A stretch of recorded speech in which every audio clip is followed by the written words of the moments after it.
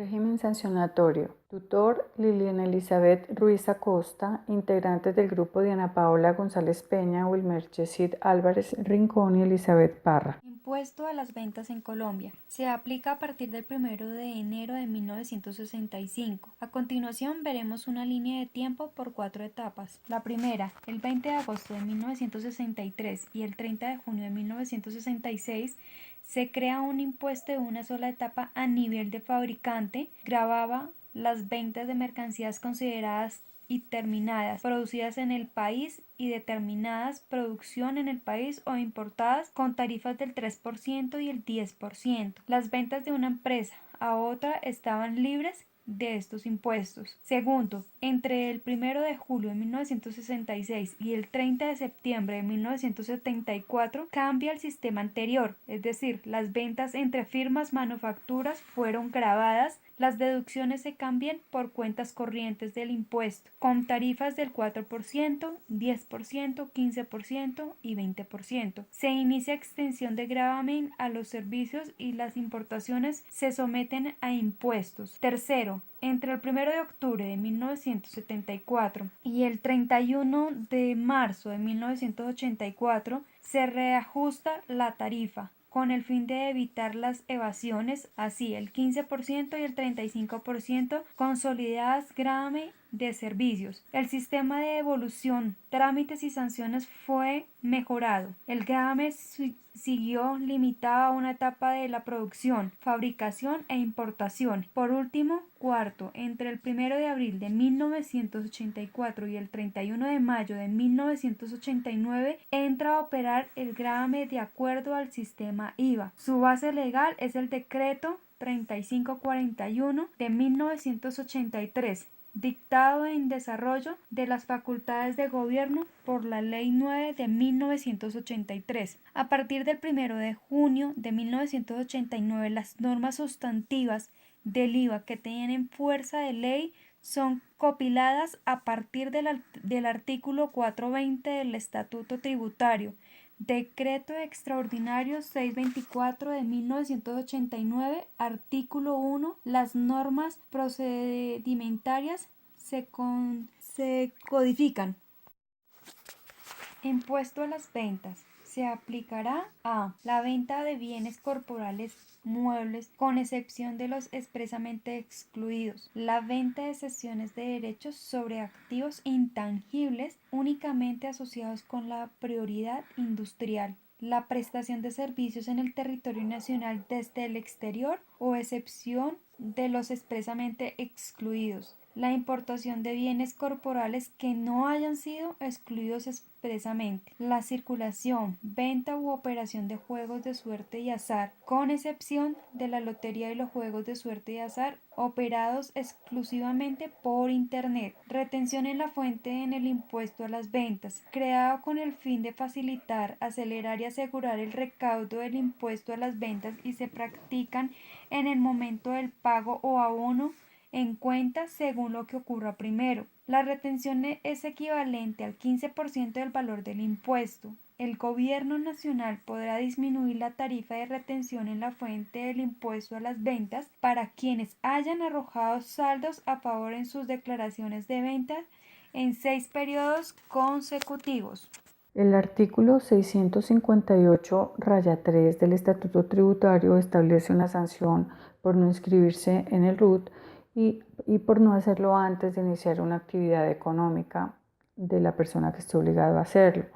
También establece que hay una sanción por no exhibir el RUT en lugar público, por no actualizar la información dentro del mes siguiente al hecho que genera la actualización, por ejemplo, como cambio de dirección, como un cambio de razón social, bueno, cualquier cambio que tenga el contenido del registro único tributario, por no informar datos verídicos, por informar datos falsos, incompletos o equivocados por parte del inscrito. Igualmente, el artículo 641 del Estatuto Tributario establece las sanciones por extemporaneidad en la presentación de los impuestos. Dice que las personas o entidades obligadas a declarar que presenten las declaraciones tributarias de forma extemporánea deberán liquidar y pagar una sanción equivalente a un 5% por cada mes o fracción de mes calendario de retardo. También indica que cuando la declaración anual de activos en el exterior se presente de manera extemporánea, la sanción por cada mes o fracción de mes calendario de retardo será de 1.5% del valor de los activos poseídos en el exterior si la misma se presenta antes del emplazamiento previo por no declarar, o al 3% del valor de los activos poseídos en el exterior si se presenta con posterioridad al citado emplazamiento. Igualmente nos indica que cuando la declaración del monotributo se presente de manera extemporánea, es decir, fuera de la fecha establecida por el calendario tributario, la sanción por cada mes o fracción de mes calendario de retardo será equivalente al 3% del total del impuesto a cargo. Cuando la declaración del gravamen en los movimientos financieros, también conocido como el GMF, se presente de manera extemporánea, la sanción por cada mes o fracción de mes calendario de retardo será equivalente al 1% del total del impuesto a cargo, sin exceder del 100% del impuesto. El artículo 642 también nos habla de la extemporaneidad en la presentación de las declaraciones con posterioridad al emplazamiento por no declarar. El contribuyente responsable, agente retenedor o declarante que presente la declaración con posterioridad al emplazamiento deberá liquidar y pagar una sanción por extemporaneidad por cada mes o fracción de mes calendario de retardo, equivalente al 10% del total del impuesto a cargo o retención objeto de la declaración tributaria sin exceder del 200% del impuesto de retención. El artículo 643 del Estatuto Tributario establece la sanción por no declarar. Dice que los contribuyentes, agentes retenedores o responsables obligados a declarar, quienes omitan la presentación de las declaraciones tributarias, serán objeto de una sanción equivalente a, y nos numera una serie de omisiones, como por ejemplo la referente a la declaración de renta o complementarios, que es del 20% del valor de la consignación bancaria o ingresos brutos de quien persiste en su incumplimiento. En el caso de la omisión, se refiere a la declaración del impuesto sobre las ventas y nos dice que la declaración del impuesto al consumo y el del IVA tendrán una sanción de un 10%. En cuanto a la omisión por no declarar retenciones, es del 10%. En el caso de la omisión por la declaración del impuesto del timbre, es de 5 veces el valor del impuesto que ha debido pagarse. En el caso de la omisión por la declaración del impuesto nacional a la gasolina y al ACPM, el impuesto nacional al carbono es de un 20% del valor del impuesto que ha dejado de pagarse. Hay otra omisión que se refiere al gravamen de los movimientos financieros de un 5% del valor del impuesto que ha de pagarse. En cuanto a la declaración de ingresos y patrimonio, es del 1% del patrimonio líquido de la entidad obligada a la presentación. En el caso de la omisión de la declaración anual de activos en el exterior, es de un 5% del patrimonio bruto que figure en la declaración del impuesto sobre la renta. Y en el caso de la declaración del impuesto a la riqueza, que pues actualmente ya no aplica, era de un 160% del impuesto determinado. En el caso de la omisión que se refiere al monotributo, es del 1.5% del valor del impuesto que ha debido pagarse. El artículo 644 establece la sanción por corrección en las declaraciones y dice que cuando los contribuyentes responsables o agentes retenedores corrijan sus declaraciones tributarias, deberán liquidar y pagar una sanción equivalente a un 10% del mayor valor a pagar o del menor saldo a su favor, según sea el caso. El artículo 646 establece la corrección aritmética y dice que se aplicará una sanción equivalente al 30% y que se reducirá a la mitad de su valor si el contribuyente, dentro del término establecido para interponer el recurso respectivo, acepta los hechos de la liquidación de corrección. El número de sanciones son variadas, dentro de las cuales encontramos la definida en el artículo 650 como la sanción por uso fraudulento de cédulas, que indica que el contribuyente o responsable que utilice fraudulentamente en sus informaciones tributarias cédulas de personas fallecidas o inexistentes será denunciado como autor de fraude procesal. La Administración Tributaria desconocerá los costos, deducciones, descuentos y pasivos patrimoniales cuando la identificación de los beneficiarios no corresponda a cédulas vigentes, y tal error no podrá ser subsanado posteriormente a menos que el contribuyente o responsable pruebe que la operación se realizó antes del fallecimiento de la persona cuya cédula fue informada o con su sucesión.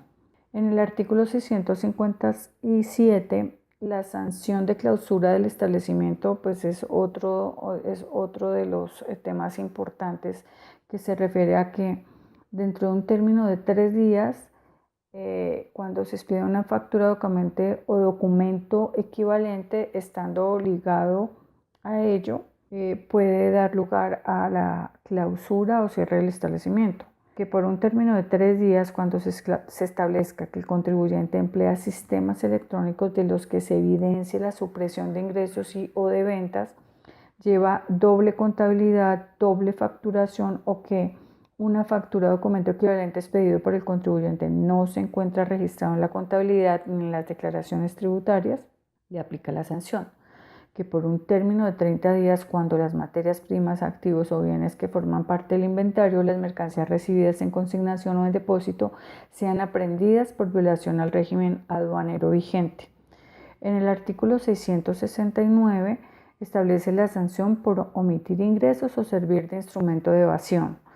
Los responsables del impuesto sobre las ventas pertenecientes al régimen común que realicen operaciones ficticias, omitan ingresos o representen sociedades que sirvan como instrumento de evasión tributaria, incurrirán en una multa equivalente al valor de la operación que es motivo de la misma. A continuación les voy a exponer los casos. Iniciamos con el ejemplo de sanción por corrección, que nos quiere decir que está contemplado en el artículo 644 del Estatuto Tributario Colombiano, y como su nombre lo indica, procede cuando el contribuyente corrige su declaración en vista a que la declaración inicial o anterior se incluyeron los valores incorrectos. Entonces también tenemos que en el artículo 588 del Estatuto Tributario dice que los contribuyentes de los impuestos nacionales tienen hasta 2 años contados a partir de la fecha del vencimiento del plazo para declarar, para que si necesitan hacerle una corrección a alguna declaración tributaria, pues en ese caso puedan subsanar las diferencias en que se haya incurrido la declaración inicial. Entonces iniciamos que la sanción por corrección pues se aplica cuando el contribuyente corrige la declaración con la finalidad de excluir los conceptos asignados en la declaración inicial. Entonces podemos ver que si la corrección arroja un menor impuesto a pagar o un mayor saldo a favor, no habrá lugar a una sanción por corrección y el contribuyente no podrá corregir por sí mismo la declaración, sino que debe presentar un proyecto de corrección ante la DIAN en los términos del artículo 589 del Estatuto Tributario. Bueno, en el ejemplo tenemos 2 situaciones. La primera sin notificación del emplazamiento y la segunda con notificación del emplazamiento. Vamos a hablar de la primera. Entonces es cuando voluntariamente el contribuyente, sin haber sido notificado el emplazamiento, decide realizar la corrección y equivale al 10% de la diferencia mínima de los 2 impuestos. Entonces, en el ejemplo podemos observar que el valor presentado fue de 1.200.000 y el valor generado en la corrección fue de 1.900.000. La diferencia es de 700.000. Aplicándole a estos 700.000 el 10% nos da 70.000. Es decir, que el valor del impuesto a cancelar es inferior al valor de la sanción mínima establecida para el año 2018. que en este caso no puede sobrepasar las 10 VT, que una VT equivale a 33.156, o sea que 10 VT equivale a 331.560. Por tal motivo, para este caso, el valor a cancelar es el valor mínimo establecido por la DIAN. Para el segundo caso, ya con notificación del emplazamiento, nos damos cuenta que ya se aplica los mismos valores, le aplicamos el 20%. Sanción por extemporaneidad, entonces la norma que lo regula está en el Estatuto Tributario, sus artículos 641 y 642. Se genera cuando el contribuyente no realiza las declaraciones que está obligado a presentar dentro de los plazos fijados por la Administración. Entonces la sanción se pagará sin perjuicio de los intereses que generen el incumplimiento en el pago de los impuestos, retención a cargo del contribuyente o del agente retenedor. La sanción se calcula sobre el impuesto a cargo, por lo cual se hace más gravosa en el sentido que no contempla las retenciones de que haya sido sujeto el contribuyente, retenciones que debemos tener en cuenta que funcionan como un anticipo del impuesto. Entonces, como podemos ver en el ejemplo, tenemos unos datos, se debió haber presentado el 22 de abril, pero la empresa la presentó el 15 de mayo del 2018. Tenemos dos situaciones, sin notificación del emplazamiento y la segunda con notificación del emplazamiento. Cuando es sin notificación, por cada mes vencido se refleja el 5% al valor presentado, en este caso eran 50 millones, por un mes de haberse pasado se le aplicó el 5% para un total de 2.500.000, y cuando se excede por 2 meses, pues se le aplica nuevamente el 5%, serían 5 millones, pero este valor no debe exceder el 100% del valor a cancelar, o sea, el saldo total, que serían 50 millones de pesos. Para el segundo caso, que es con notificación del emplazamiento, ya es cuando la DIAN lo notifica, entonces por cada mes se cobra el 10% al valor presentado, en este caso el valor son los mismos datos del cuadro anterior. Por el primer mes es un valor de 5 millones y la sanción a imponer por el sobrepaso a 2 meses es de 10 millones. Hay que tener en cuenta que no se debe exceder el 200% del valor a cancelar, que en este caso son los 50.000, que fue el valor presentado. Sanciones por inexactitud. Entonces, constituye la inexactitud sancionable en las declaraciones tributarias siempre que se derive un menor impuesto o saldo a pagar, o un mayor saldo a favor para el contribuyente, agente retenedor o responsable de las siguientes conductas. Primero, la omisión de ingresos o impuestos generados por las operaciones gravadas de bienes activos o actuaciones susceptibles de gravamen. Segundo, no incluir en la declaración de retención la totalidad de retenciones que han debido efectuarse o el efectuarias y no declararlas o efectuarlas por un valor inferior. La inclusión de costos, deducciones, descuentos, exenciones, pasivos, impuestos descontables, retenciones o anticipos inexistentes o inexactos. Las compras o gastos efectuados a quienes la Dirección de Impuestos y Aduanas Nacionales hubiere declarado como proveedores ficticios o insolventes. Y por último, para efectos de la declaración de ingresos y patrimonios, constituye la inexactitud, las cuales enunciadas en los incisos anteriores, aunque no existe impuesto a pagar. Entonces, como vemos en el ejemplo, esta sanción, de acuerdo al Estatuto Tributario, será el 160% de la diferencia entre el saldo a pagar o el saldo a favor determinado en la liquidación oficial y declarado por el contribuyente. Entonces, en otras palabras, entre más sea el monto con el que el contribuyente se equivoque o intente engañar a la DIAN, más será el pago que debe realizar por la sanción.